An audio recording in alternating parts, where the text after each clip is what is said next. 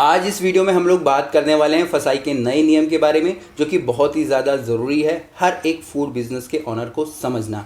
आप रेस्टोरेंट चला रहे हैं, क्लाउड किचन चला रहे हैं, 3 स्टार 5 स्टार 4 स्टार कोई भी आप लोग अपना बिजनेस कर रहे हैं, आपके पास फूड ट्रक है, QSR है, एक बहुत बड़ी चेन है रेस्टोरेंट्स की। तो अब आपको जो फसाई के जो नए नियम हैं हमारे मेन्यू लेबलिंग से, वो आपको समझने ज़रूरी हैं।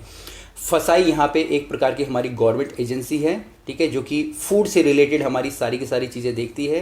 अगर आप कोई भी फूड बिजनेस चला रहे हैं तो आपके पास जो फसाई के जो लाइसेंसेस हैं वो होना ज़रूरी है। बेसिक है, सेंट्रल है, स्टेट है, वो एक अलग चीज़ है, उसके ऊपर भी वीडियोस है। बट अब आपको मेन्यू लेबलिंग के बारे में भी समझना होगा और ये बहुत ही ज़्यादा ज़रूरी है। कुछ समय पहले, अगर मैं 4-5 साल पहले की बात करूं, तो अगर आप फूड बिजनेस चला रहे हैं तो कंपलसरी नहीं होता था कि आप फसाई ले लीजिए। बट इस समय अगर आप स्विगी जोमेटो पे रजिस्टर करना चाहते हैं, अपने रेस्टोरेंट चलाना चाहते हैं, क्लाउड किचन चलाना चाहते हैं, कोई भी फूड बिजनेस चलाना चाहते हैं, इवन अगर आप एक फूड वैन या कोई ढाबा भी चलाना चाहते हैं, तो आपके पास फसाई लाइसेंस होना ज़रूरी है। उसी प्रकार से अब इस एजेंसी के द्वारा मेन्यू लेबलिंग के ऊपर बहुत ही ज़्यादा ध्यान दिया जा रहा है, ताकि जो इंडिया के लोग भी अवेयर हों अपने खाने से। और यहाँ पे ये सारी की सारी चीज़ें किसको करनी होंगी? जो भी फूड बिजनेस के ऑनर्स हैं या जो भी मैनेजमेंट है, उनको इन सब चीज़ों को भी अप्लाई करना पड़ेगा। हो सकता है कि अभी नियम कानून उतने सख्त ना हो, पर जैसे जैसे समय बीतेगा, जैसे कि बोला कि पहले फसाई की ज़रूरत भी नहीं होती थी, ऐसे ही रजिस्ट्रेशन हो जाते थे, ऐसे ही बिज़नेस चलते थे। बट अब यहाँ पे आपको इन चीज़ों को भी देखने को मिलेगा, या कहने का मतलब है कि कुछ समय बाद ये सारी की सारी चीज़ें कंपलसरी हो जाएंगी। अब यहाँ पे जो भी, जैसे कि मैंने स्टेट लाइसेंस बोला, बेसिक लाइसेंस बोला, आपके सेंट्रल लाइसेंस बोला, कुछ जो ऑर्गेनाइजेशंस हैं उनको यहाँ पे एग्जम्पशन है, मतलब कि वो उनको अगर आप अभी वो ये नहीं करेंगे तब भी चलेगा। वो हम लोग बाद में आप लोगों को आने वाली वीडियोज़ में बताएंगे। बट यहाँ पर बेसिकली नॉलेज वाली बात है कि आपको इन सब चीज़ों के बारे में पता होना चाहिए। यहाँ पर एक मैं आपको लेबल दिखाऊँगा जो कि साथ साइड में अभी आ जाएगा, जिसमें कि मैं आपको बताऊँगा कि किस प्रकार से आपको लेबल क्रिएट करने हैं। और इस इंफॉर्मेशन को प्लीज़ आप थोड़ा ध्यान से समझिएगा, क्योंकि बहुत ही ज़्यादा ज़रूरी है। दूसरा, यहाँ पे मैं आपको ये भी बोलना चाहूँगा, हमारे कई प्रोग्राम्स होते हैं। अगर आप कोई अपना फूड बिजनेस स्टार्ट कर रहे हैं और आप चाहते हैं कि आपको कोई 1-to-1 पर्सनली गाइड करे, तो हमारे मेंटरशिप के प्रोग्राम से आप उनको इनरोल कर सकते हैं और अपना कोई भी फूड बिजनेस वहाँ पे स्टार्ट कर सकते हैं। तो चलिए अब स्टार्ट कर लेते हैं हम लोग।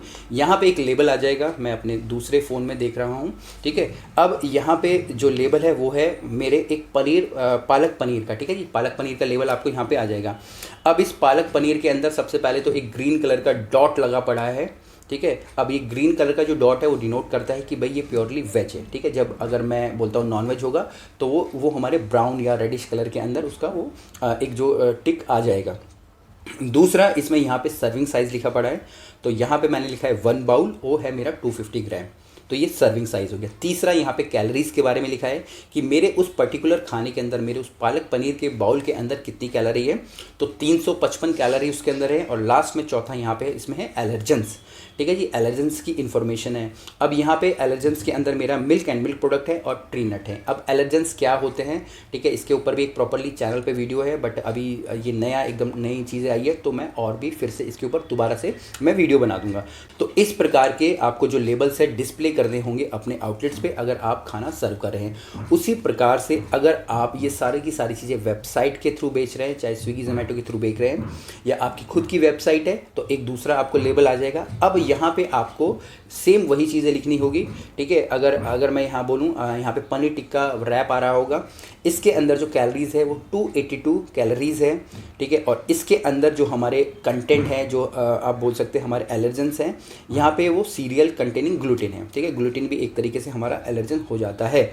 अब यहाँ पे अगर आप उसको पॉप डाउन करेंगे, जिसको कि हम लोग ड्रॉप डाउन या पॉपअप या हम लोग ड्रॉप डाउन बोलते हैं, ठीक है, आपने क्लिक करेंगे तो नीचे इन्फॉर्मेशन आ जाएगी। यहाँ पे जो इन्फॉर्मेशन दी है वो प्रॉपरली इंग्रेडिएंट की दी है, उसकी क्वांटिटी की दी है, कितनी उसमें कैलोरीज हैं, कार्बोहाइड्रेट है, प्रोटीन है और फैट है, पनीर की रैप की, और टोटल करके उनको बताया गया है। तो ये सारी की सारी इन्फॉर्मेशन आपको देनी होगी। अब ये इन्फॉर्मेशन आप कहाँ से गैदर करोगे? कई सारे ऐसे ऐप्स होते हैं जिसमें कि आप अपनी जो भी खाना बना रहे हो उसमें अगर इन्फॉर्मेशन डालोगे तो आपके पास ये न्यूट्रिशियस वैल्यू सारी की सारी चीज़ें आ जाएंगी। बट उससे पहले आप लोगों को जो एलर्जेंस है उनको समझना पड़ेगा, कैलोरीज को समझना पड़ेगा, तब जाके आप प्रॉपरली चीज़ें कर पाओगे। क्योंकि कहीं ना कहीं एक तरीके से गाइडलाइन होती है कि भाई अगर मैं इतने साल का हूँ या मेरी एज इतनी है तो मुझे इतनी ही कैलोरी लेनी चाहिए। अगर आप जिम वगैरह जाते हैं तो आपको इसके बारे में थोड़ा सा ज़्यादा इन्फॉर्मेशन होगा। बट यहाँ पे जैसे कि आने वाले समय में मैं और वीडियोज़ बनाऊँगा तो जो भी इन्फॉर्मेशन होगी उसको सिंपलेस्ट वे में आप लोगों को समझाने की कोशिश करूँगा। इस वीडियो से हमने सिर्फ यही सीखा है कि मेन्यू लेबलिंग करना बहुत ही ज़्यादा ज़रूरी है। आने वाले समय पे जो नियम है, कानून है और कड़े होंगे। जिस प्रकार के पहले लाइसेंस की ज़रूरत नहीं होती अब कंपलसरी है, उसी प्रकार से यहाँ पे मेन्यू लेबलिंग हम लोग सीखने वाले हैं। और मेन्यू लेबलिंग के अंदर 3 चीज़ें ज़रूरी हैं। कैलोरीज लिखना ज़रूरी है, ठीक है जी, एलर्जेंस लिखना ज़रूरी है, और जो हमारे टैग होता है जो कि डिस्प्ले करता है ग्रीन या रेड कलर का, जो कि अब कलर के बिंदी है, उसको लगाना ज़रूरी है। तो ये 3 चीज़ें सिंपली मैंने आपको बताई। कुछ भी क्वेश्चंस हो, कमेंट्स हो, नीचे ज़रूर लिखिएगा, या फिर अगर आप कोई अपना फूड आउटलेट स्टार्ट कर रहे हैं तब भी आप हमें कांटेक्ट कर सकते हैं।